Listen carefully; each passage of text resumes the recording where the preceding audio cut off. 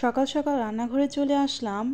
আর এই যে জারগুলো দেখছেন, এই জারগুলো আমি যে প্রতিদিন রান্না বান্না করি, মসুর ডাল, মুগ ডাল বা দৈনন্দিন যা প্রয়োজন হয় সেই জিনিসগুলো আমি রাখি। তো জারগুলো তেল চিটচিটে হয়ে গেছে। আর এদিকে সবরাত তো চলে আসছে হাতের কাছে খুব শীঘ্রই। আর সবরাত আসলে এর কিছুদিন পরেই রমজান মাস চলে আসে, বেশি সময় নেয় না। তাই ভাবছি একটু একটু করে কাজ শুরু করে দিব। তাই আজকে প্রথমে জারগুলো ধুয়ে নিব ভাবছি। আর আমি একবারে অনেক কাজ করতে পারি না, কারণ মুদাসির তো ছোট, ওকে নিয়ে আমি একবারে অনেক কাজ করতে পারি না। একটু একটু বা অল্প অল্প করে আমার কাজগুলো করে নিতে হয়। তাই আমি সকাল সকাল এই তো দেখেন জারগুলোকে ভিম লিকুইড আর পানি দিয়ে ভিজিয়ে রেখে এখন রং চা বানিয়ে নিলাম। সকালবেলা একটু কাশি লাগছিল, তাই রং চা বানিয়ে কিছু ড্রাই কেক নিয়ে নিলাম। রং চা আর ড্রাই কেক দিয়ে খেয়ে আমি আজকে একবারে দুপুর আর সকাল দুই বেলার জন্য রান্না করে নিব, কারণ সারাদিন আজকে অনেক কাজ করব। জারগুলো পরিষ্কার করব আর রান্নাঘরের যে ওয়াল বা চুলা আশপাশের জায়গাগুলা পরিষ্কার করব। মানে যতটুকু পারি আজকে করব, আর আপনাদের সাথে যতটুকু পারি শেয়ার করব, কারণ সব শেয়ার করলে অনেক বড় ভিডিও হয়ে যায়। তাই অল্প অল্প করে একটু একটু শেয়ার করব যাই করি। আর এই তো দুপুরের জন্য আর সকালের জন্য একসাথে রান্না করব, তাই ভাবছি খিচুড়িটাই রান্না করি। তাই চিকেন দিয়ে আজকে খিচুড়ি রান্না করব। আর আমি যেহেতু আজকে কাজ করব সেটা আমি আগেই ভেবে নিয়েছি যে কাজগুলো করব। তাই রাতে আমি চিকেন রান্না করে রেখেছিলাম যাতে সকালে খিচুড়ির সাথে মিক্স করে দিতে পারি। আর এই যে দেখেন এখানে আমি গরম পানি বসিয়ে দিয়েছি। খিচুড়িটার মধ্যে গরম পানি দিয়ে দিলে খিচুড়িটা তাড়াতাড়ি হয়ে যায়, কারণ এদিকে মুদাসিরের এখনও খাওয়া হয়নি, আমি শুধু চা খেয়েছি।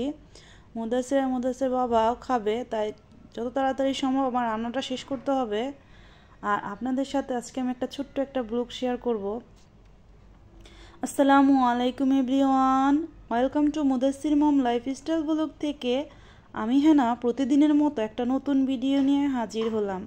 আমার ভাইয়া ও আপুরা, আঙ্কেল আন্টিরা, ছোট্ট ছোট্ট সোনামণিরা, আপনারা সবাই কেমন আছেন? আশা করি সবাই ভালো আছেন। আমরা আলহামদুলিল্লাহ ভালো আছি। আমার ভাইয়া ও আপুরা, আঙ্কেল আন্টিরা যারা আমার ভিডিওটা দেখতে দেখতে এই পর্যন্ত চলে আসছেন, প্লিজ একটা লাইক দিয়ে পুরোটা ভিডিও কন্টিনিউ করবেন। আপনাদের একটা লাইকই পারে আমার ভিডিওটা আরও 5 জনের কাছে পৌঁছিয়ে দিতে। আর যে ভাইয়া ও আপুরা, আঙ্কেল আন্টিরা এই কাজটা অলরেডি করে নিয়েছেন, তাদেরকে অসংখ্য অসংখ্য ধন্যবাদ। আর আমার এই ছোট্ট চ্যানেলটিতে যে ভাইয়া ও আপুরা নতুন ভিজিট করেছেন, এখনও সাবস্ক্রাইব করেননি, প্লিজ সাবস্ক্রাইব করে নেবেন। আর পাশে থাকা বেল আইকনটা ক্লিক করে দিবেন, এতে করে আমি ভিডিও ছাড়ার সাথে সাথেই নোটিফিকেশন আপনাদের কাছে চলে যাবে।